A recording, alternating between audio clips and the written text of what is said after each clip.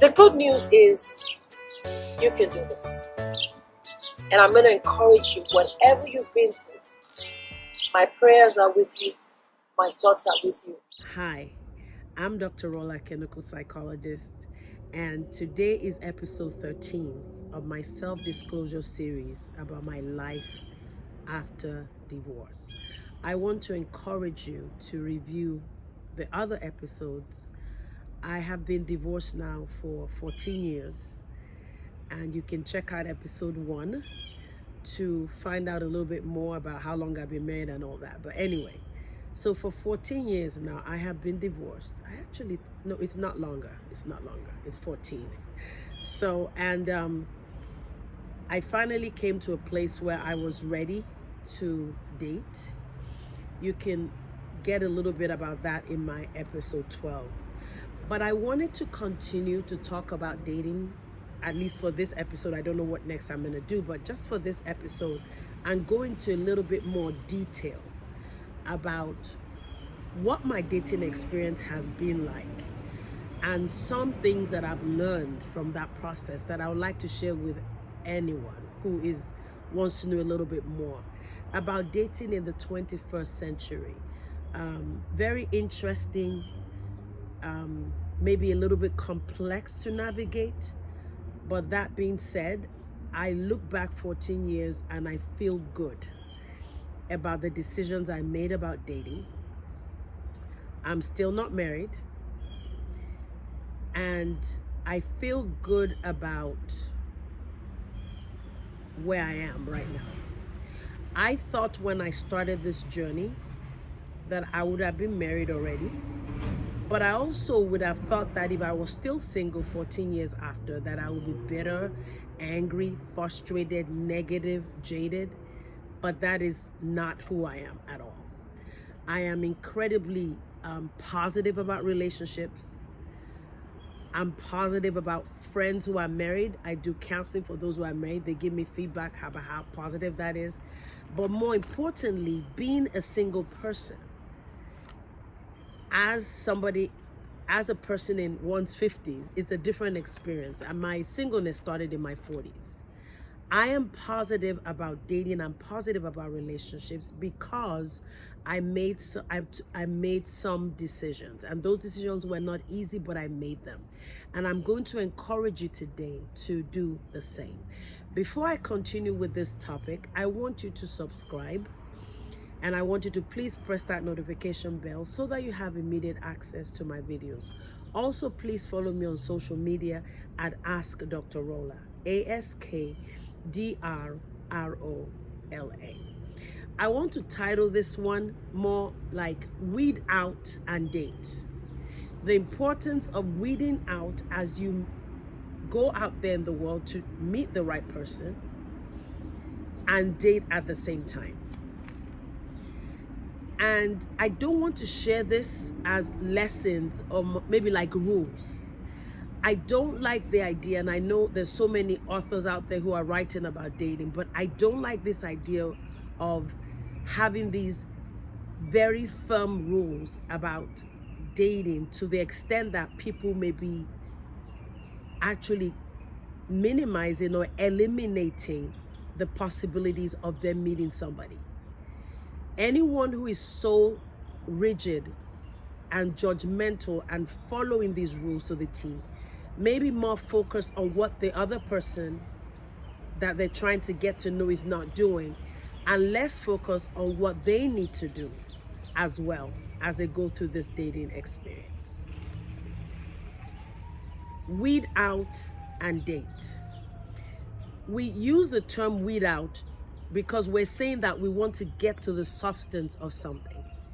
We want to get all the fluff out of the way, the aesthetics, and we want to get to the substance of what that thing is. And I believe that this is the most important task of deciding who to marry, who to be with long term, and even as you date along the way, whether you even want to date them seriously or not. Get into the substance of it. Now, many of us already have erroneous thinking patterns or thoughts about what real love is. is so wonderful. I'm a romantic myself. I love all those love stories, right? Where somebody shows up and everything is just perfect. We see it in the movies, we see it in the novels. I grew up reading those novels. I love them. I ate them up. I stayed up at night and I just read through, and I was smiling my way through as I was reading it. But that is such an unhealthy perspective on relationships. And I've heard people tell me that they're fed up of dating because they don't want to have to figure it out. I just want to meet somebody and be done. Well, I know people who have done that. They've met somebody and they decided this is the right person, this is the best, and marry them. Most of the time, it does not work out. When you are making decisions about your career, about other aspects of your life, you don't expect it to just happen. It's really sad that many of us want love to be so easy to a point where we keep ourselves out of the game. And some of us may even meet people that are good for us and push them out because we're overly idealistic about what love is supposed to be. So let's get that out of the way. There is nothing like having a solid, healthy relationship without putting in the work. I know how much work I had to do to get my bachelor's degree, master's degree, doctoral degree. And even when I got those degrees, then I had to get licensed. And now I'm still studying. Even talking to you, I'm still getting some things together. Everything that amounts to something in life is going to demand effort. And if you come across somebody that does not want to work in relationships, that's the number one signal: run. Whatever has happened to them in their past. I've been married before. I don't like what somebody did to me. I'm not trusting men. I'm not trusting women. That is not an excuse to get into a relationship with somebody and stop to not do anything. And I've met people like that along my journey, this 14 years. They step back and they want to be entertained. Oh, let her prove to me, let Rolla prove to me that she deserves me. No, honey, it's a two-way street. That is why you want to change your mentality, change your mindset. And even though you've been hurt, you have to start to work through the pain and the hurt in order to weed out. And I say to you, and this may feel uncomfortable, as much as I'm looking to weed out and see what the substance of the other person is, they also have every right to look at my substance and make a determination as to whether what I have to offer works for them. When I started dating, after my divorce was finalized, and you check that out in another video, after my divorce was finalized, I made up my mind. Girl, if you meet people, you're going to try very hard to treat them well and give them the opportunity. But I was shocked early on at how many people did not want to do anything. They started out, the men started out being very gracious. They'll pick up their phone, not just pick up their phone, they'll call you, because I'm not really the one that likes to do too much initiating. But if you show me care and I'm dating you, I'm going to be reciprocal. And that's like my attitude. But after a while, it was like a game. And I'm talking men in their 50s and 40s. Being very attentive initially and then not calling. Or acting as if, oh, I just need her to call me. Over time, I realized these ones say they want relationship, but they don't want it. Their actions is what matters. I don't care what you tell me. I don't care what any man or woman tells you. Their actions is what determines who they are and the quality of what they're saying. And let me get this correct, because so many of you have been hurt. When somebody tells you something like, I want to get married to you in 6 months, I want us to get married in 1 year, and they change their mind, that can be very hurtful. But the reality is, it is better for that person to tell you that they don't want to be in the relationship anymore than for them to continue. Also, when one is infatuated and feeling connected with somebody, it is easy to say things. Not to minimize people's statements, but the proof of their statements is how they act after they've made the statement. And that is why weeding out is so critical when you are dating. What that does is it helps you to not stay unnecessarily long in a relationship where people have clearly shown you that the way you see relationships and they see relationship is diametrically opposite. It's not going to work. And even though they may call you after and want to reconcile quickly, oftentimes it's for ulterior motives, and it's because that person more likely needs a sexual partner.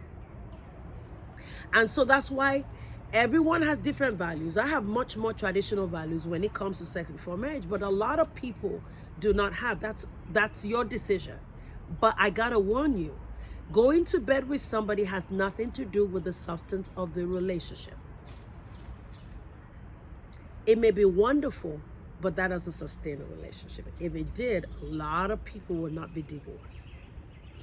And oftentimes when people do that, their judgment, when they're actively sexual, their judgment is also limited because that now takes over the relationship. And this is not in all cases, but takes over the relationship. And there's this bond that it becomes difficult to break off, even though you're seeing that this person is not right for you. So in my path, I've met a lot of different men. And for all those that like to judge, she's 50 years old, she's meeting men, yes. And I'm not meeting any men who are married. I've met a lot of men, and what I've found is that I only dated two long-term relationships in all these years. I went on dates, I connected with some, I even had good connections with some in terms of just, how are you doing? After having passed the test of knowing that they're safe people, they're not on drugs, they're not doing something inappropriate, you can check that out if you're patient. This is all part of the weeding. And then we now get to the level of weeding where you now say after a couple of dates and you connect, then you start to see how things go. So I've had two main relationships. And when I say two main, I mean we literally said we're dating seriously, and we dated for longer than a year, right? So it was longer. And I learned a lot from that process. So much that even though I'm not in a relationship with either of those men, I feel incredibly comfortable and positive about dating and relationships more than ever before. So, what are the things that I did?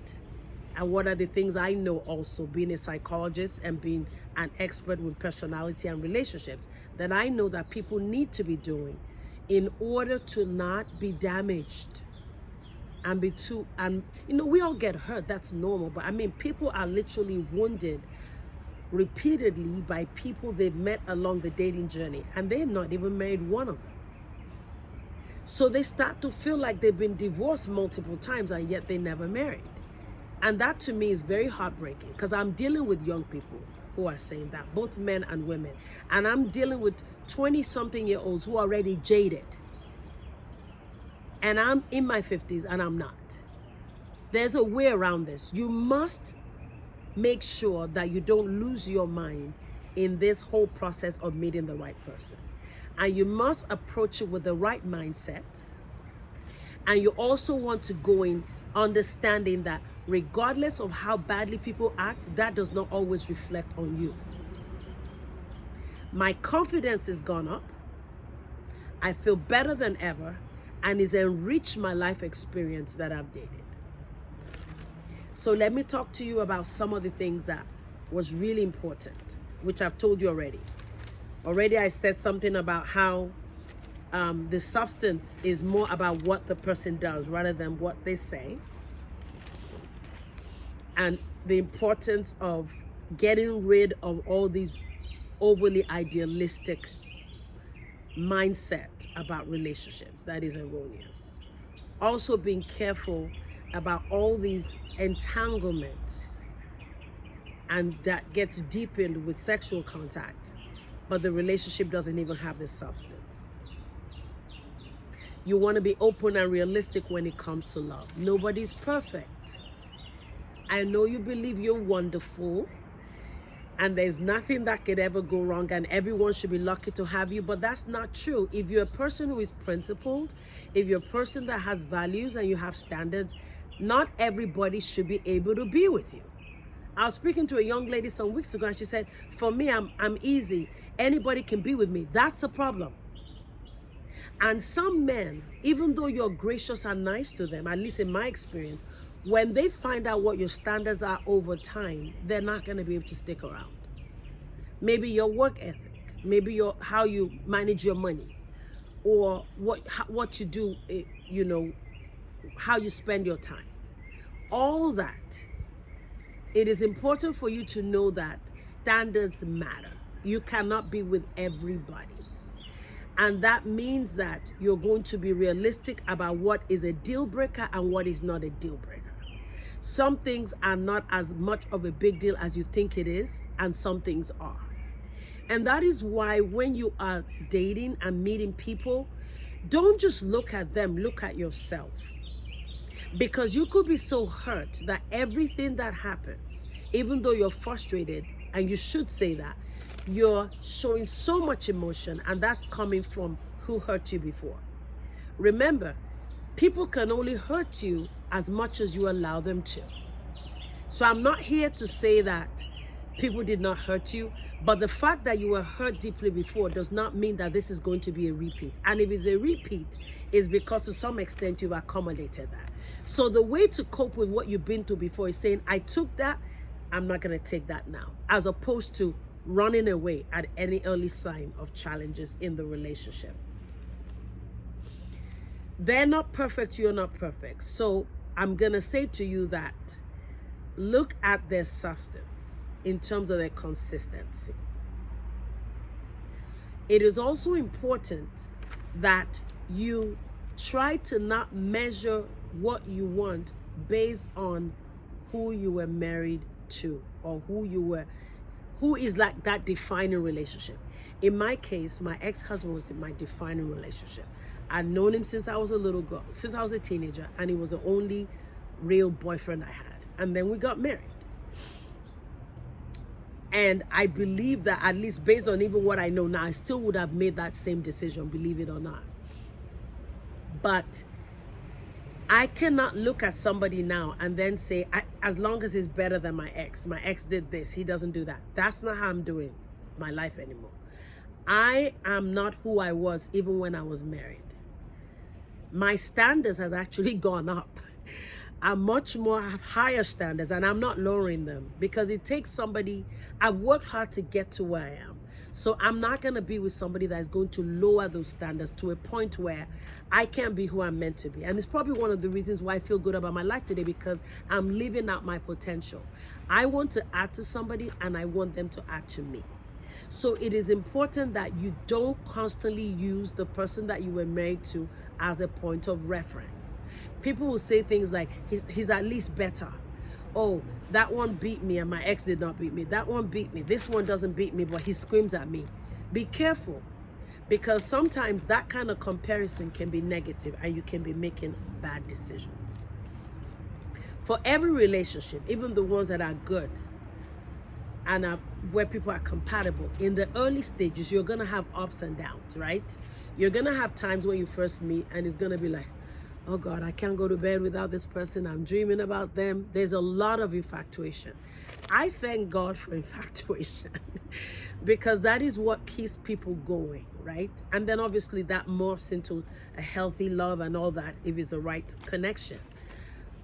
But that is a normal part of relationships. And over time, the fact that you guys are talking 3 or 4 times a day does not mean that you're going to be able to sustain that same level of intensity.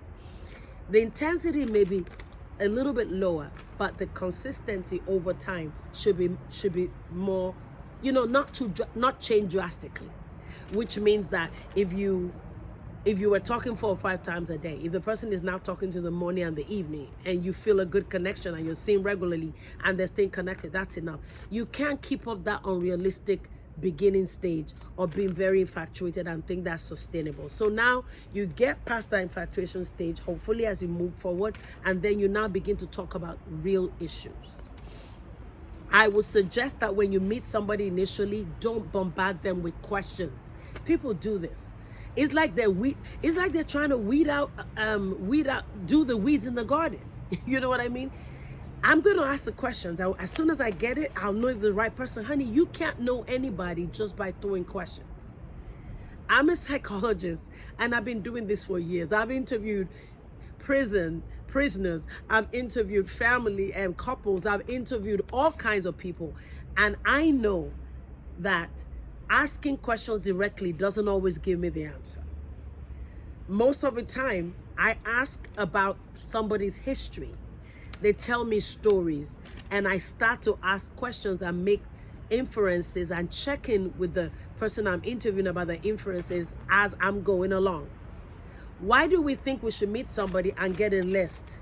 How many children do you want? Do you like this? Do you want to get married? Somebody may tell you they don't want to get married, but then after they meet you and you get to know them, if you like them, then you can, figure that out. And I'll talk about that in another video. How do you know if this person really wants to get married or they're just, playing with you? But just breathe. When you meet somebody, smile, be kind, be gracious. Me being a lady, I like to dress up. I look good. I carry those weights. I've decided we're going to be working out till the trainer says don't show up, whether married or not. I'm not stopping. Life is fun, is enjoyable, but slow down and watch the person and understand that they're watching you too. Put your best foot forward. Don't go in there with horror stories about all you've been through and how men are bad and women are bad. Some of the people who are doing well online in the last few years are people who are badgering women or people who are badgering men. We don't have time for that. You only need one man and you only need one woman. You don't need to be in some club and working against a gender. That's one of the most stupid things that's happening right now in the world, and it really does mess with our mindset and kind of engenders that very negative ideas about others and about relationships, and that's working against you if you're going with that attitude. So be very careful about that. One of the things that happened in my relationships too, and I might talk about that again in another video, about what are the things that happened in my dating relationships that it ended up not in marriage, right? I'll talk about that a little bit. But one of the other things that I've enjoyed from the relationships I had is that when I saw things that the guys I was dating, the two guys I dated, were doing that was positive, I copied it. One of them was big on diet, always eating healthy and eating fruits and vegetables as a main dish as opposed to a side dish. And he looked healthy. I incorporated that, and I still do that till today. And then be open to the possibility that this may work out or not. Being overly fixated on something working out can really make you come across overly intense and desperate, and that causes an imbalance of power where the other person feels like, oh, she really needs me now, he really needs me now, so he's just gonna have to do what I want. You really want to show that you are choosing this person, or you're invested in this person, or you want it to work because this is what I see, because this is what I see in this relationship that wants me to be able to fight for it. I know one of the guys I dated actually was able to tell him why I wanted to be in a long-term relationship with him, not initially, as we went on. So I was sure about what I was saying because of what I'd observed. And then when you step away from the relationship, in terms of when you guys go to your separate respective residences, give yourself time to reflect on your experiences. Don't just focus on the fluffiness, the restaurants, the dinner, the pictures, whether you're Instagram official or not, or how cute you guys look when you send it to your friends or whatever. Focus more on what is going on. So what I will do when I get back home, I'll stay home and I'll just reflect on, how did that go? How did you feel when he said that? How did you feel when you said that? And then the other thing I did that some of you may want to subscribe to, I prayed earnestly for the people that I dated. I wish them well. I wish them the best. And I pray that God should open my eyes to see what my direction is. So I want you to subscribe, press press that notification bell, share with as many people as possible, and I'll talk to you soon by God's grace. Bye now.